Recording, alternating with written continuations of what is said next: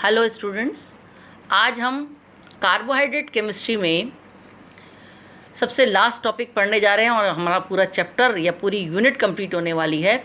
और आज हम पढ़ेंगे लास्ट टॉपिक पॉलीसेकेराइड्स। अभी तक हमने पढ़ा मोनोसेकेराइड्स, फिर पढ़े डाइसेकेराइड्स। अब हम ये जो तुम्हारे कोर्स में हैं स्टार्च और सेल्यूलोज, इन दोनों को हम आज डिटेल में स्टडी करेंगे। पॉलीहाइड्रेट्स क्या होते हैं? जिनमें ग्लाइकोसाइडिक बंधनों द्वारा हजारों मोनोसेकेराइड्स यूनिट्स, एक नहीं, दो नहीं, 10 नहीं, 20 नहीं, 100 नहीं, हजारों मोनोसेकेराइड्स यूनिट्स जब आपस में जुड़ जाती हैं तब इनको हम क्या बोलते हैं? पॉलीसेकेराइड्स बोलते हैं। और ये नेचुरल पॉलीमर्स हैं। पॉलीमर्स दो प्रकार के होते हैं, या मैं कहना चाहिए पॉलीसेकेराइड दो प्रकार के होते हैं। होमोपॉलीसेकेराइड मतलब जिसमें एक जैसी मोनोसेकेराइड यूनिट होती है। पॉलीसेकेराइड्स, हेट्रोसाइक्लिक पॉलीसेकेराइड, दो या दो से हेट्रोपॉलीसेकेराइड, नॉट साइक्लिक, दो या दो से अधिक प्रकार के मोनोसेकेराइड से बनने वाले जो पॉलीमर्स हैं उनको बोलते हैं हेट्रोपॉलीसेकेराइड्स। स्टार्च और सेलुलोज प्रकृति में पाए जाने वाले प्रमुख पॉलीसेकेराइड्स हैं। तो आज हम पढ़ेंगे स्टार्च। सबको पता है स्टार्च कहाँ मिलता है? जब हम आलू काटते हैं, आलू में मिलता है, चावल में मिलता है, मक्के, दाल आदि सब में स्टार्च पाया जाता है। और जनरली स्टार्च दो पॉलीसेकेराइड से मिलके बनता है, एक नहीं बल्कि दो। इनका पहला पार्ट जो कि जल में विलय होता है, 20% पाया जाता है, उसका नाम है एमाइलोज। दूसरा जो मेन पार्ट होता है जो जल में अविलय होता है, उसका नाम है एमाइलोपेक्टिन, जो 80% होता है। और 20% और 80% ये इनका प्रोपोर्शन रहता है जो जल में घुलता है। और अक्सर आप देखो कि स्टार्च अगर हमारे सामने हो तो उसको हम जल में घुलते हैं तो वो जल में नहीं घुलता, उसका केवल 20% पार्ट जिसको एमाइलोज होता है वो घुलता है, 80% वाला पार्ट जल में अविलय रहता है। तो आज हम पढ़ेंगे पहले अलग अलग एमाइलोज। ये ग्लूकोज यूनिट का एक लीनियर पॉलीमर होता है, एक के बाद एक के बाद एक ग्लूकोज यूनिट आपस में जुड़ी रहती हैं। और वो भी किससे जुड़ी रहती हैं?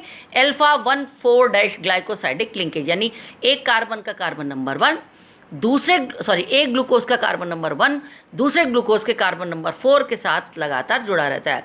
और ये अल्फा जो बंधन है, अल्फा ग्लाइकोसाइडिक लिंकेज है, वो हेलिकल संरचना, जैसे कि हमने डीएनए और आरएनए पढ़ते हैं, हेलिकल संरचना के रूप में दिखाई देता है। देखो, हेलिकल संरचना में प्रतिरूपण जल के साथ हाइड्रोजन बंधन की क्षमता को बढ़ाकर एमाइलेज को जल में विलय बना देता है। देखो ढेर सारा देखा है, 1,4 ग्लाइकोसाइडिक लिंकेज, एक का 1, मैंने सारे हॉवर्ड प्रोजेक्शन फार्मूला लिखा है। 1 और 4 के बीच में जल का अणु निकल गया, एक का OH, 4 का OH, जल का अणु निकाल के O के द्वारा जुड़ जाता है।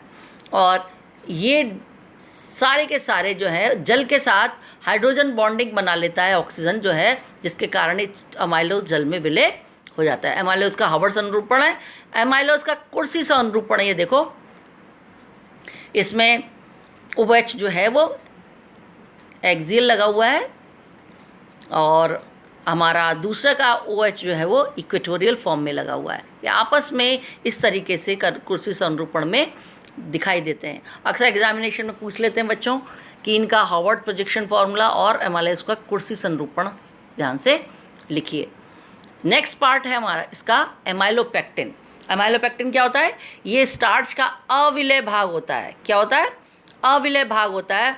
और साथ में ये लंबी शाखित श्रृंखला वाला, मतलब इसके अंदर देखो ऊपर वाले में तो कोई शाखा नहीं थी, कोई ब्रांच नहीं थी, एमाइलोपेक्टिन में ब्रांचिंग होती है। ये शाखित श्रृंखला वाला पॉलीसेकेराइड होता है।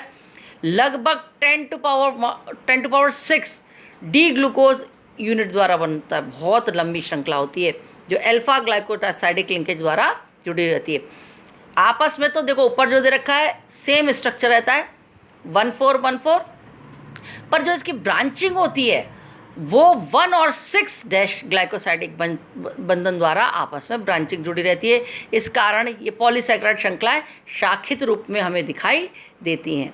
और अगर इसको मैं ध्यान से दिखाऊं, देखो पहला वाला तो बिल्कुल एमाइलोपेक्टिन जैसा है, 1,4 ग्लाइकोसाइडिक लिंकेज, पर जो शाखा होती है वो 1 और 6, मतलब 1 कार्बन का OH और 6 कार्बन CH2OH होता है C पर, 6 कार्बन पे इसके CH2OH के साथ एक जल का अणु निकल के हमें 1,6 ग्लाइकोसाइडिक बॉन्डिंग के द्वारा ब्रांचिंग दिखाई देती है। आपस में सीधी सीधी श्रृंखलाएँ तो 1,4 के साथ, और जब ये आपस में शाखा के रूप में जुड़ेंगी तो ये 1 और 6 ग्लाइकोसाइटिक लिंकेज द्वारा ब्रांच जुड़ जाती है। देखो मैंने इसका अमाइलोपेक्टिन का कुर्सी संरूपण बना रखा है।